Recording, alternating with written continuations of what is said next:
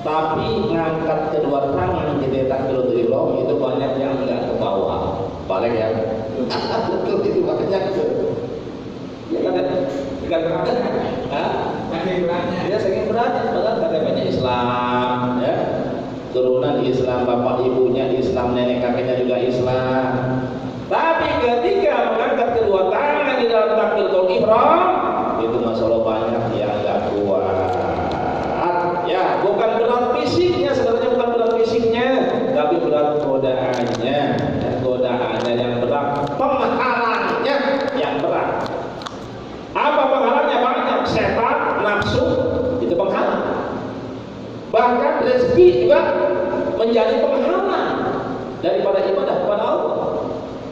Ya, gara-gara bisnis ada order, banyak order, ini bisa jadi penghalang dari ibadah kepada Allah Subhanahu wa Ta'ala. Banyak ya, jadi penghalang ibadah kepada Allah itu, masya Allah, ada yang dari luar, ada yang dari dalam.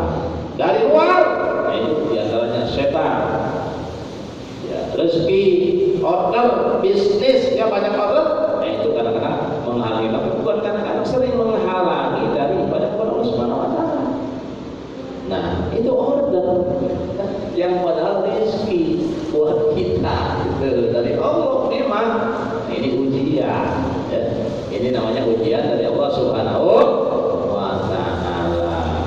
Dari dalam nafsu kita. Jadi yang menghalangi dari ibadah kepada Allah yang berasal dari dalam diri kita adalah nafsu. Itu kita harus sadari ini, ya.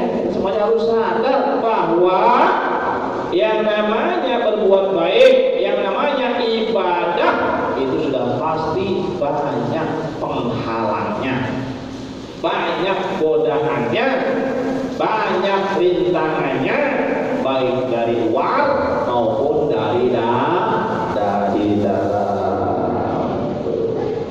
Ya, jadi kesimpulannya singkatnya, orang yang cinta kepada Allah Subhanahu wa Ta'ala adalah orang yang bertakwa, orang yang mau berusaha semaksimal mungkin untuk melaksanakan semua perintahnya dan menjauhi semua larangannya. Nah, setelah kita mencintai Allah, hukumnya wajib. Lalu apa lagi yang wajib kita cintai setelah Allah Subhanahu wa Ta'ala?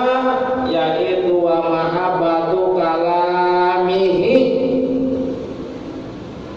Semua orang beriman, semua orang Islam wajib mencintai kalam Allah, wajib mencintai Al-Quran.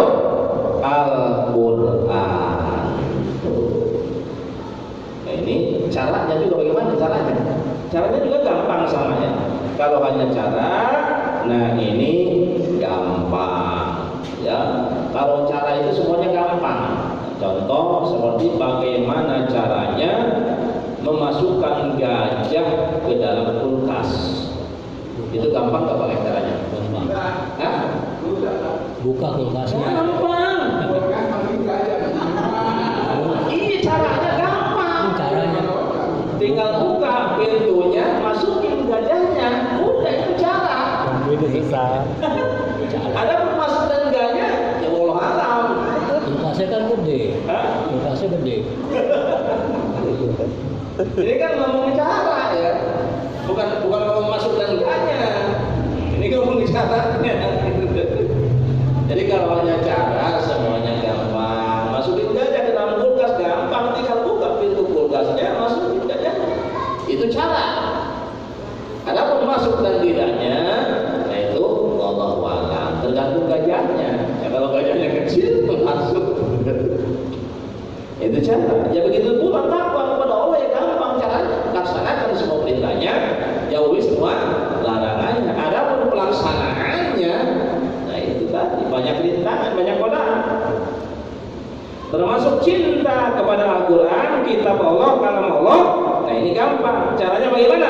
Bi Allah yunkiro sayan mimma bihi. Nah, jadi kita sebagai orang beriman Islam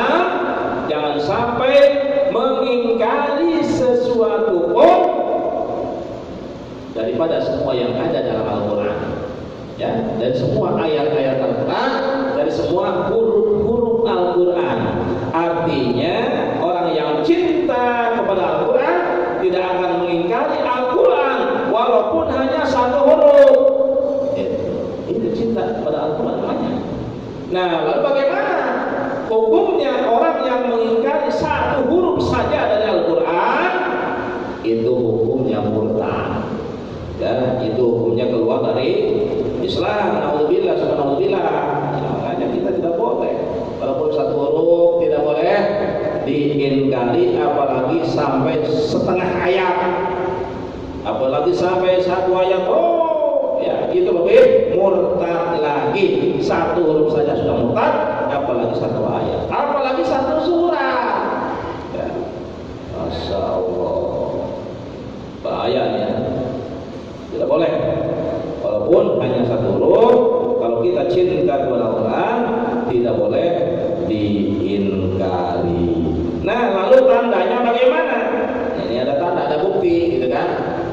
Jadi orang yang cinta kepada Al-Quran, buktinya di sini dijelaskan wa min alamati mahabbatihi iksaru tilawatihi. Nah, termasuk sebagian cinta kepada Al-Quran, termasuk sebagian daripada cinta